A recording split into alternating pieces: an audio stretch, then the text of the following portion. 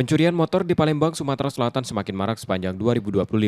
Data kepolisian mencatat 1.676 kasus curanmor, meningkat 25% dibandingkan 2024 yang berjumlah 1.070 kasus. Namun kinerja pengungkapan perkara menunjukkan peningkatan. Sepanjang 2025, polisi mengungkap 347 kasus curanmor, naik dibandingkan tahun sebelumnya yang hanya 124 kasus.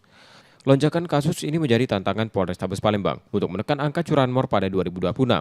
Kepolisian akan meningkatkan patroli dan menyiagakan tim khusus di sejumlah titik rawan, disertai imbauan agar warga menambah pengamanan kendaraan. Di tahun 2025 terjadi kami melaksanakan penyelesaian ungkap kasus 469 kasus, untuk kasus curang 117 kasus curas, 347 kasus curanmor, 139 kasus anira, 198 kasus pengeroyokan, 12 kasus pembunuhan, 45 kasus ungkap kasus penipuan, dan 196 ungkap kasus penggelapan.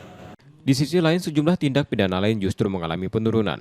Kasus pencurian dengan kekerasan, penipuan, dan penganiayaan berat menurun dibandingkan tahun sebelumnya. Yudi Kiswanto, Kompas TV, Palembang, Sumatera Selatan.